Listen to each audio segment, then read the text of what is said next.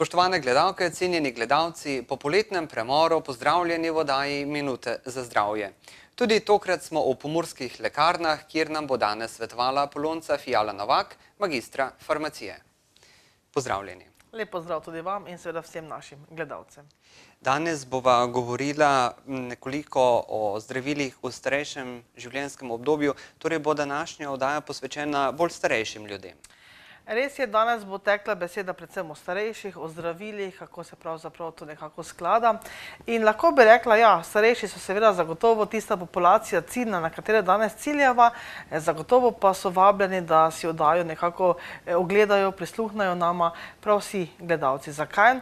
Ker pravzaprav vsi vemo, da življenje v starejšem življenjskem obdobju je zagotovo odvisno, če rečeva predvsem od tiste mlajše generacije, oziroma vseh tistih, ki nekako lahko vplivajo ali pa doprinesejo, da je jesen življenja lepa. Starostnik sam potem, ko je pravzaprav včasih celo nekako potreben tuje pomoči, vse skozi morda kakšne nege in skrbi, je pravzaprav velikokrat odvisen, popolnoma odvisen od vseh drugih generacij, zato pravim, naj bo današnja oddaja za vse. No in torej, kdaj govorimo o starosti, kdaj lahko rečemo, da smo stari? No, zanimivo je, to se pravzaprav vse skozi sprašujemo, kdo je mlad, kdo je star, kdaj je mlad in kdaj je star. Pa je pravzaprav neko definicijo zelo težko najti. Zdaj, Svetovna zdravstvena organizacija je nekako postavila mejo, to se pravi rečejo pri 65 letih in tam navzgor začne se torej starost. Če bi pa tako realno pogledali okrog sebe, pa kaj bi opazili, pravzaprav bi opazili zelo raznolike ljudi v tem starostnem obdobju.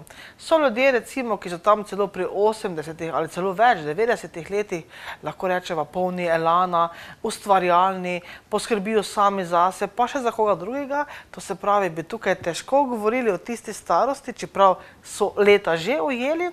Po drugi strani pa vidimo ljudi, ki so stari tam recimo komaj 50 ali še manj, pa kažejo res tako, bom rekla, prav videčo se utrujenost, izčrpanost tako na področju zdravja kot psihofizične kondicije. To se pravi, tukaj bi rekli, da res težko ujamemo tisto pravo mejo.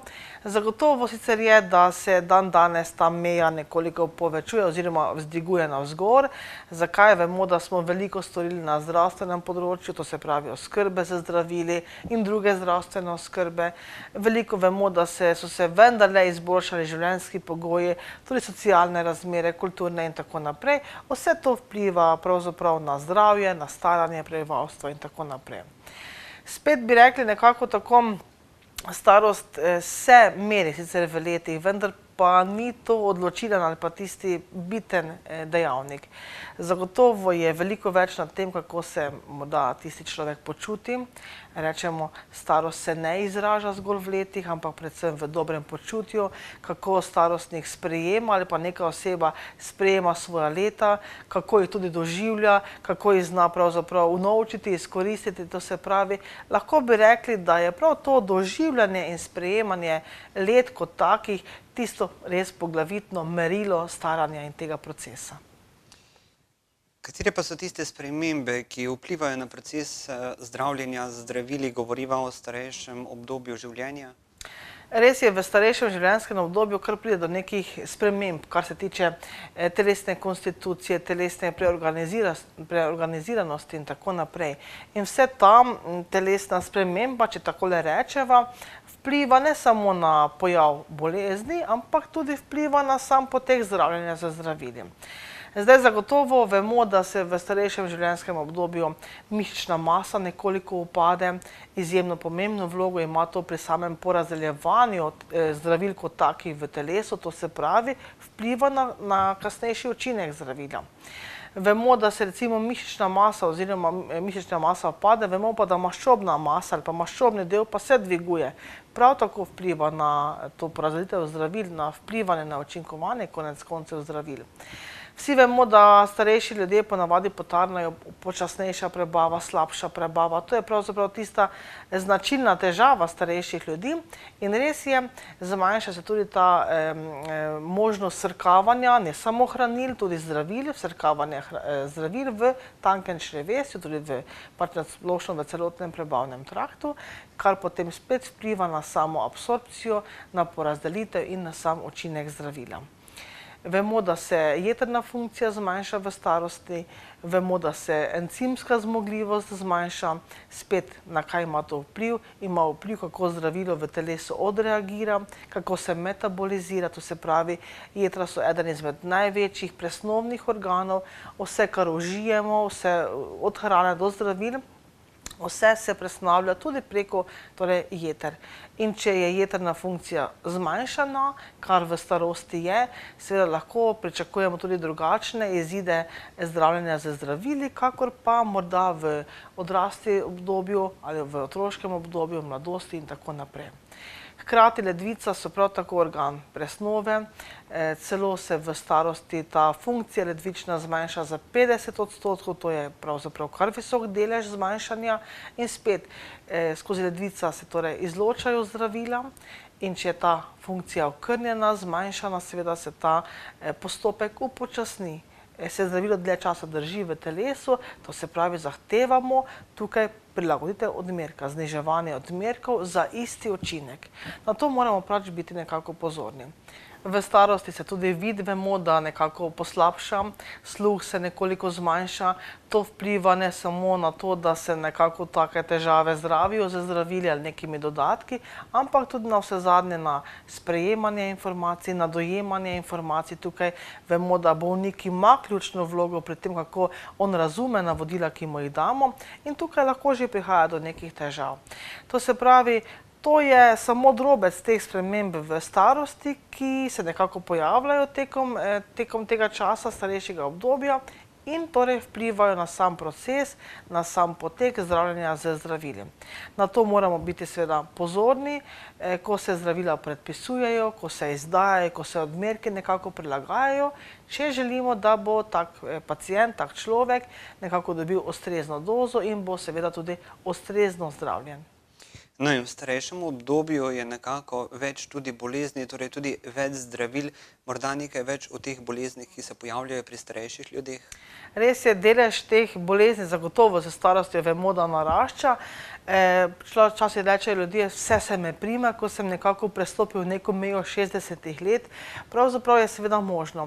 Vendar morda se orientirava predvsem na tiste bolezni, ki so nekoliko pogostejše pri teh starejših ljudeh, tako imenovane kronična obolenja, kronične bolezni, ki nekako zahtevajo potem doživljenjsko ponavadi terapijo, to se pravi vsakodnevno jemanje zdravil, kar pri nekateremu človeku predstavlja neko določeno obveznost in težavo.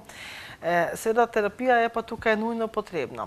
Če izpostaviva recimo eno izmed takih kroničnih bolezni, recimo srčno-žilno obolenje, pešanje srca, torej srčno popuščanje, visok krvni tlak, tu vemo, tukaj terapije nikakor ne smemo opuščati, pozabljati, če ne želimo tvegati nekih težav oziroma zapletov bolezni.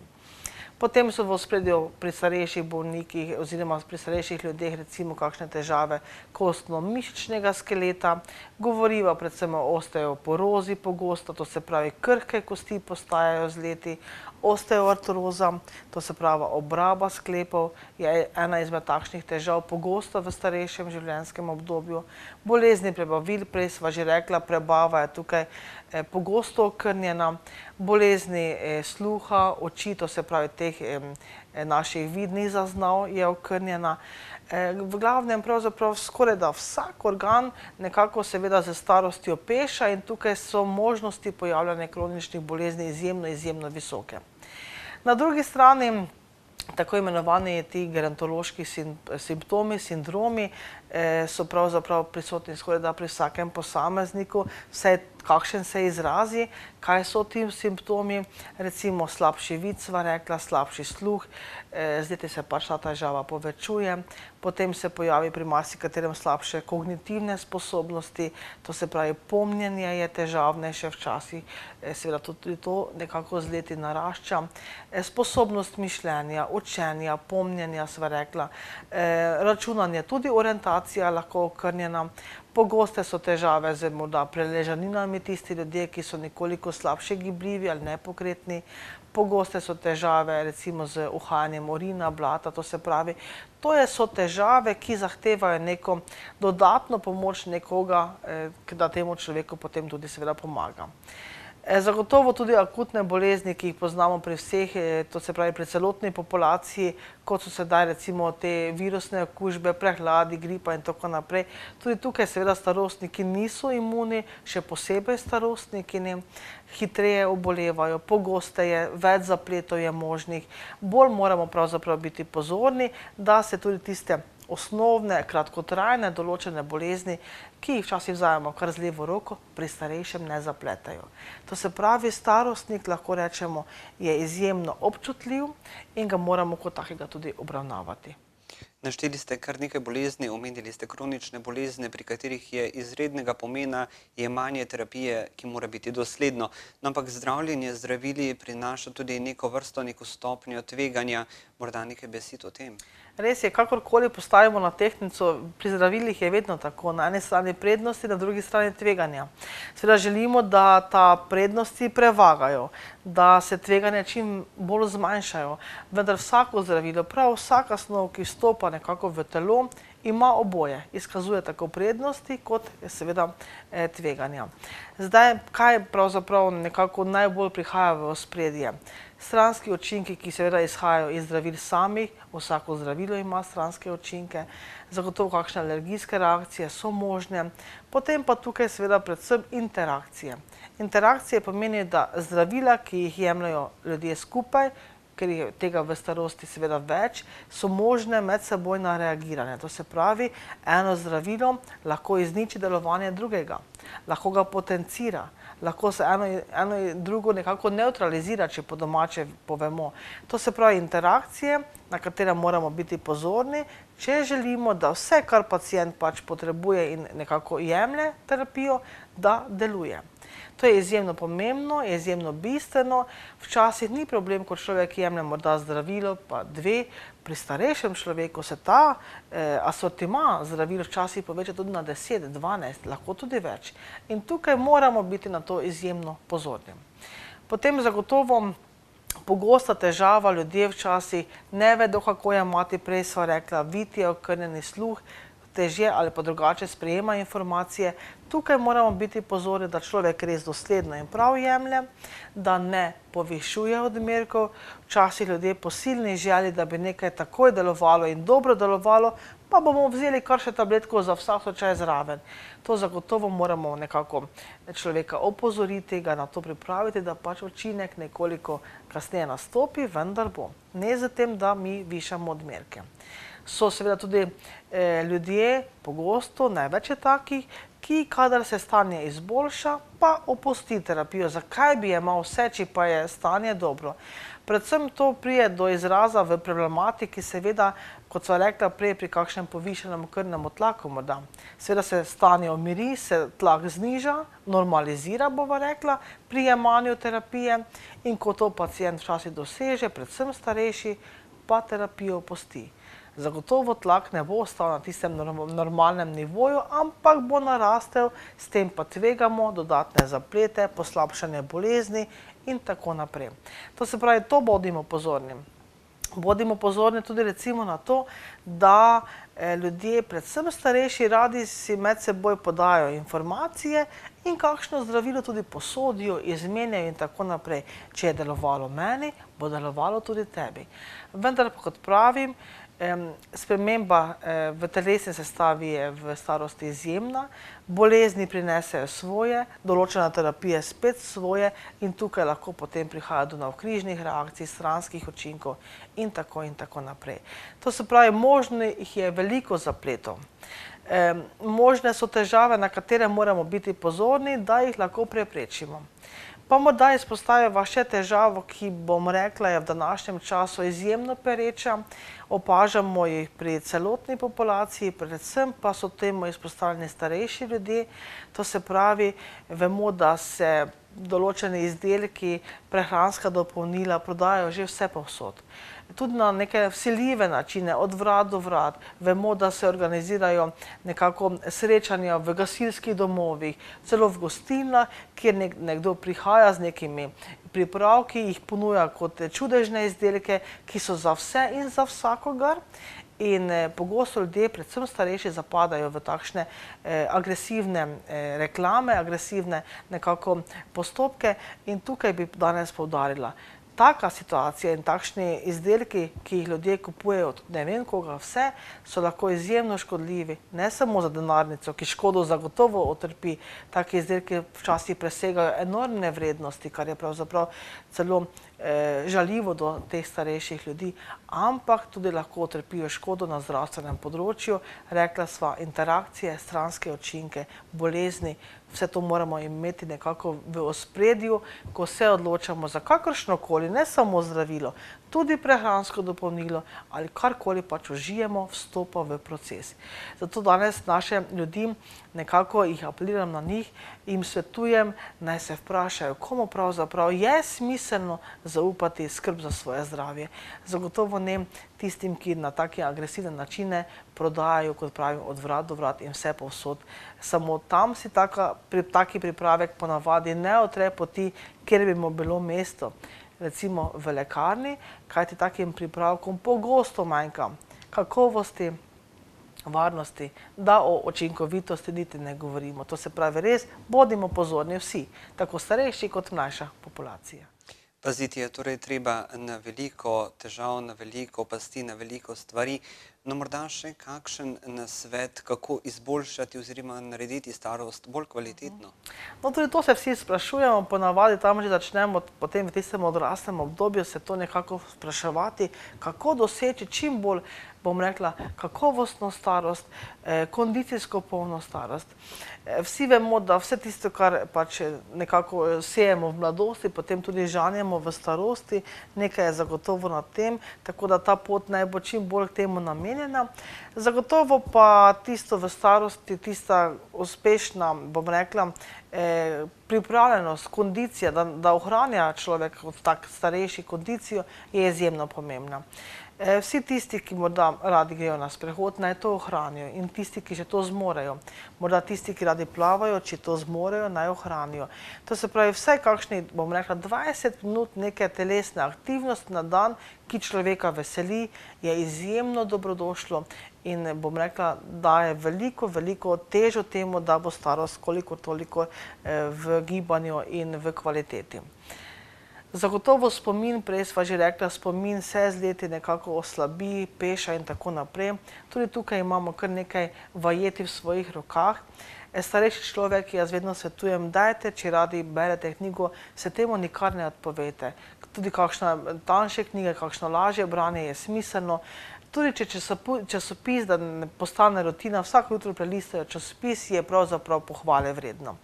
Kakšna revija, da se prebere, zagotovo prav tako. Včasih rečemo križanke, če ga to veseli, samo lahko pohvalimo in zaploskamo. To potem dejansko uri naše miselne procese. Tudi kakšno recimo urejanje fotografij, včasih rečejo starejši ljudje, sem kar zaplaval v tisto preteklost, me je kar nekako razživelo. Ne delajo to pravzaprav, kar jih veseli. Ne pozabijo naj na družbo, na druženje dejansko z ljudmi, ki jih imajo radi.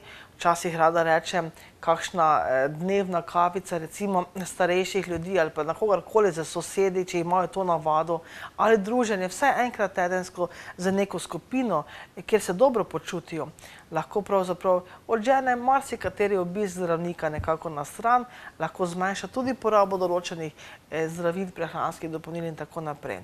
Namreč hormoni zadovoljstva, sreče so bistvenega pomena, tudi kar se tiče zdravja v smislu srčno-žilnih obolenj in drugih obolenj, kjer pravzaprav včasih težko najdemo tiste res osnovne vzroke. Zagotovo je pomembno tudi to, da človek ima neko varnost, da čuti varnost, to se pravi, da ve, na koga se obrniti takrat, ko bo potreboval pomoč. Tukaj pa lahko vsak posameznik tisti, ki lahko marsikaj stori, da zagotovi varno nekako področje doma, da zagotovi varne socialne razmere, potem ekonomske razmere in tako naprej. To se pravi, vse to, če je izpolnjeno, človek lahko tudi v jeseni lepo biva. No in če upoštevamo vse to, kaj lahko torej prav sleherni posameznik doprinese? Res je, posameznik, pravzaprav tisti je tukaj biten, da vsak izmed nas stori tisto, da bo tudi lahko jesen življenja, kot pravim, lepa. Zdaj, včasih ob vsej strokovnosti, ki jo pač ima vsaka neka stroka in dejansko to skuša tudi vpeljati v življenje starostnika, kljub strokovnosti, navkljub pa velikokrat pozabljamo, da so veliko hujše bolečine kot tiste, ki jih res kot bolezen pestijo, bolečine, ko se človek, recimo starejši, čuti osamljenega, zavrženega, včasih celo nepotrebnega. In tukaj pravim, ob vsej strokovnosti tudi to moramo razvijati, da te tegobe prepoznamo, da jih znamo nekako pravočasno opaziti, skušamo omiliti. Tukaj lahko posameznik veliko naredi, zatem, da razvije to človečnost v sebi, tenkočutnost, da zmore prepoznati in zmore ali pa skuša popraviti. Velikokrat v preteklosti so bile družine tiste, ki so nekako stale skupaj, si ob strani, en drugemu pomagali. Danes pa ta proces, lahko rečeva, tega individualiziranja, to se pravi, da vsak skrbi bolj ali manj samo zase, ruši to medgeneracijsko povezanost. Zato nekako menim, da bi sožitje spet generacij, treh generacij bilo izjemno, izjemno pomembno, dobro ne samo za starostnika kot takega, ampak tudi za konec koncev mlajšo generacijo, ki dejansko lahko skupaj s starostnikom hodi to pot in ve, kaj jo pravzaprav čaka. Tako da bi svetovala res pravzaprav vsem, da vsak začne pri sebi najprej kot posameznik, da skuša najti oziroma videti stisko tudi starejšega človeka, da se potem prenese to dejansko v celotno družbo, v okolje in potem v družbo. In verjamem, da s takim načinom življenja, razmišljanja, tudi jesen življenja je lahko izjemno, izjemno lepa. No in s to mislijo, s tem nasvetom najin današnji pogovor, gospa Polonca, zaključujeva. Hvala za številne uporabne nasvete. Hvala lepa tudi vam in seveda vsem lep pozdrav. Spoštovane gledalke, spoštovani gledalci, vam pa tudi hvala za pozornost. Nasvidenje do prihodnjič.